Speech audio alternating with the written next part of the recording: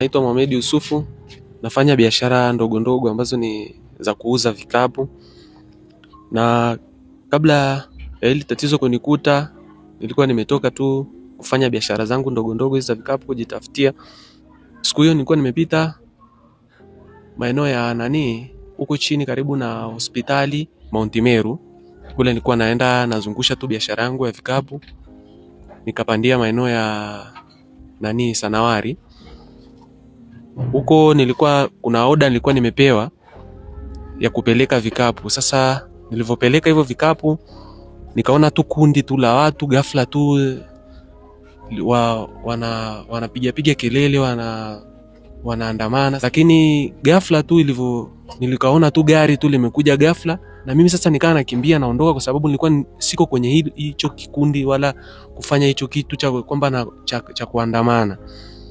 Lakini ghafla tu nikaona watu wanapigwa risasi sana, mimi nikaa nakimbia na vile vikapu vyangu. Kuna viwili tu vimeanguka na vingine nilikuwa nimekimbia navyo. Sasa nikasema hapa mtaji wangu usije ukaanguka, ndo nikaa nakimbia nao. Ikanikuta tu ghafla risasi kwenye paja ikanipiga. Nilikuwa nimekimbia maeneo ya Sanawari pale karibu na mtoni darajani pale. Sasa risasi ilivyonipiga ndo nikaangukia kule chini karibu na mtoni. Yani nilipata shida sana, damu ikanitoka kweli. Ndo nikapiga simu na kuna shemeji yangu ndo akaipokea, akaja akanisaidia, maana yeye mwenyewe ndo anafanya kazi hiyo ya kuendesha bajaji. Ndo alikuja pale haraka haraka, ndo akaja hata kunisaidia, akanipeleka Seliani huko, ndo nikafanywa huduma zote. Ndo nikakaa kama miezi ambao nilikaa pale.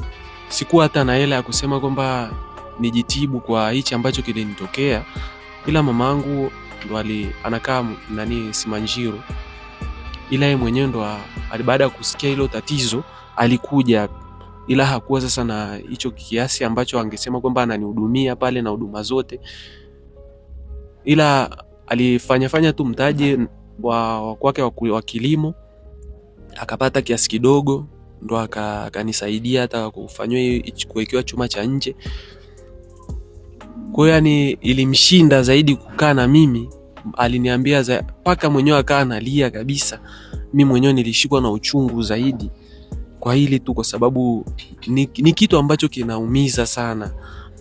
Yeye mwenyewe aliniambia, kweli Mohamed, kweli nina shida ya kukaa na wewe kukuhudumia, lakini bora tu niende kujitafutia huko ambapo wewe mwenyewe hutapenda, lakini nisamee tu kwa hilo. Akatoka tena ndo akaenda kufanya maswala ya kilimo huko, mpaka sasa hivi ndo yuko huko maeneo ya Simanjiro. Mpaka sasa hivi alikuwa amekuja mara 6 huko kuniangalia, ila sina jamani chochote ambacho kinaniongeza zaidi. Hapa ni watu tu anakuja tu wananisaidia, kwa sababu siwezi kufanya kazi yoyote tena. Kufanya tena kutolea hichi chuma cha nje kuwekewa cha ndani ni hela zaidi, na inatakiwa kama 1,000,000. Sasa hii 1,000,000 kwa sisi, kwa jinsi tu tunavyoishi, ni kitu ambacho ni kigumu sana. Kwa mimi mwenyewe hapa nakaa tu mwenyewe hapa ndo niliachiwa na mama yangu baada ya kusema kwamba anaenda kujitafuta huko. Kwa ikabidi tu mimi kama mimi nafanya tena swala lingine la kulipa tena kodi, kula. Kwa hiyo tena ni tatizo juu ya tatizo, ila tu kwa sababu nilijichukua tu kama mwanaume, nikaa tu na hivyo nikasema ngoja tu nifanye kazi ya vikapu, ndio nalipa kodi, ndio nakula. Lakini tatizo limenikuta zaidi ya mguu, siwezi tena kutoka. Kwa hiyo imekuwa ni tatizo zaidi kwangu mimi. Nimefikisha tu 200,000. Yaani hiyo siwezi tena hapo kuendeleza zaidi. Jamani, naombeni kabisa mwenye msaada anisaidie. Naomba tu Mungu tu mwenyewe atamlipa.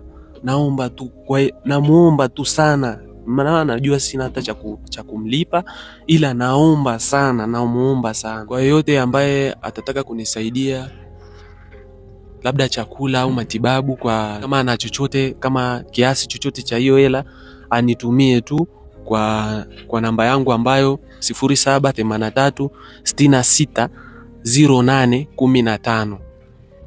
Labda kama atataka labda anitumie kwa namba ya Voda, atanitumia kwa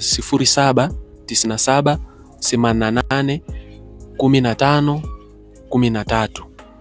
Jina litakuja hivyo hivyo, Mohamed Yusufu Faki.